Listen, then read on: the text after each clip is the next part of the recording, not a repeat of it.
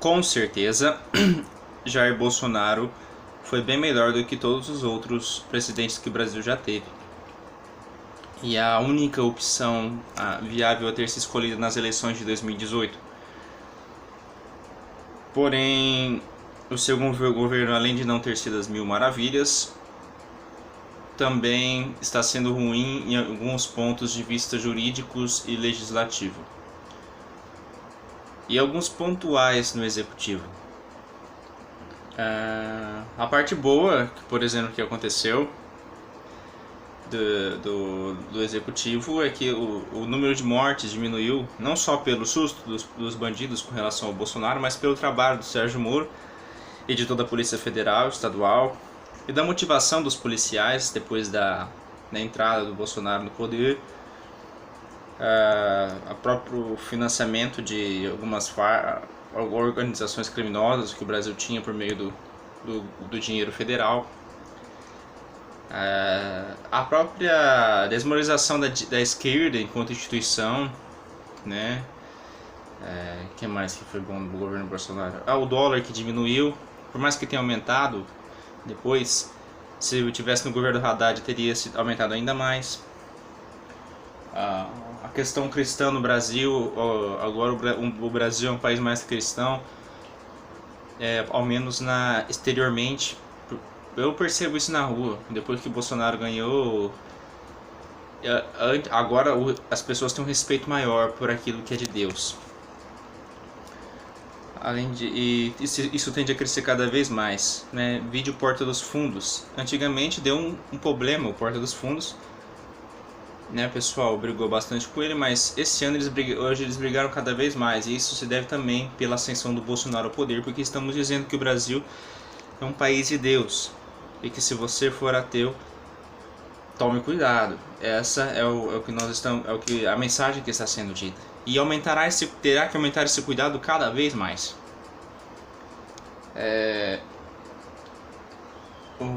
Depois, o que mais que o Bolsonaro fez? Sobre as armas, a flexibilização das armas, eu não sei como é que foi na prática, se Bolsonaro conseguiu cumprir essa medida, mas não é do dia para a noite que vai acontecer.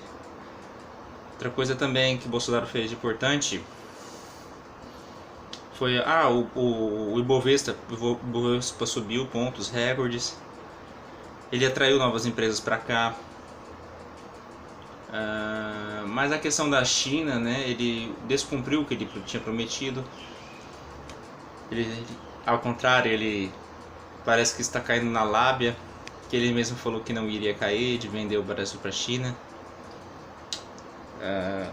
Outra coisa também foi a questão do Aras, né, dele ter permitido que o Aras fosse. Na minha opinião, o Bolsonaro deveria correr o risco de ser impeachmentado, porque ainda que os juízes do STF mandassem um impeachment para o Bolsonaro, você acha que o povo brasileiro deixaria que, sei lá, que o Mourão assumisse? Não iria. O Bolsonaro falou assim: eu não vou sair daqui. E aí, vocês vão fazer o quê? Não renuncio, que nem o Temer. Não renunciarei. Mas o exército tiraria o Bolsonaro. Você acha que o povo do exército iria?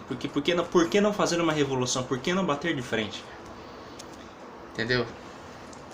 Parece que quando o Bolsonaro tomou uma facada, ele diminuiu a coragem. Ao invés de aumentar, perdeu a coragem. Né? Porque o que o Brasil precisa é de uma revolução mesmo. O Brasil está passando por um momento delicado, um momento de dor. O Brasil tem que passar por um momento de dor. É que nem arrancar uma perna. A perna já sofreu muito, está apodrecendo. É preciso arrancar, então, e vai doer, vai ser doloroso, até demora. Mas se não cortar a perna, não vai ter como melhorar a qualidade de vida. A gente tem que assumir que a gente precisa ficar manco o resto da vida e nos adaptar à falta de uma perna, como várias pessoas se adaptam. Mas não, o Brasil insiste em andar com aquela perna podre, né? Que é não só a Constituição, mas todo o esquema em geral, como negociações com o STF, negociações com o Parlamento, negociações com o Rodrigo Maia, entendeu?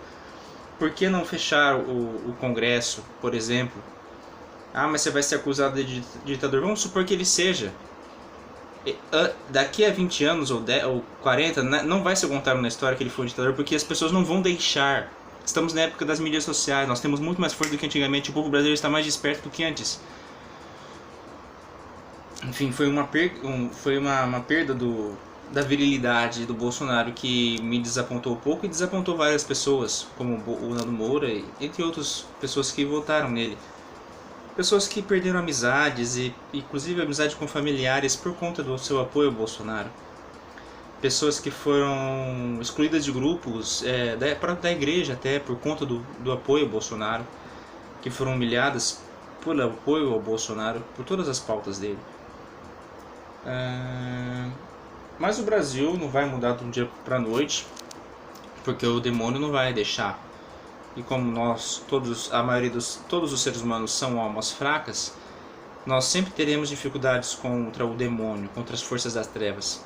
De maneira tal que só o influxo da graça de Deus mesmo, de vez em quando, é que nos poderá ajudar.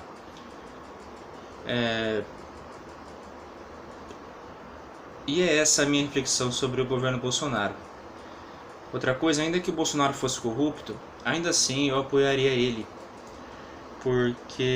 Não porque eu apoio alguém corrupto, mas porque eu sei que a maneira como o sistema hoje está, a corrupção deixou de ser um crime pesado para ser um crime leve, como se fosse, por exemplo, o seu pai ou sua mãe te xingando ou brigando com você, uma corrupção. Você não pode expulsar seus pais da sua casa, porque você mora na casa dos seus pais, ou expulsar o seu pai da sua vida, cortar os vínculos com ele porque ele fez alguns errinhos. Alguns erros não são admissíveis, são passíveis até de cadeia. E erros esses que o comunismo pregava muito, sobre ideologia de gênero, que é um crime, sobre a questão das drogas, que é outro crime, sobre a bandidagem, que é outro crime, sobre a questão de não poder se defender legitimamente, é outro crime. Essas coisas são intoleráveis. Outros erros do Bolsonaro, como esses, são todos toleráveis. Todos os erros do Bolsonaro são toleráveis, mas não deixam de ser erros, e não deixam de desapontar e de entristecer a nós. Nós precisamos dizer para que Bolsonaro não cometa mais erros. Vá freando ou diminuindo, para não cometer mais, né? E é isso, se tiver uma outra eleição eu votarei nele de novo. Mas é isso aí, além de rezar por ele.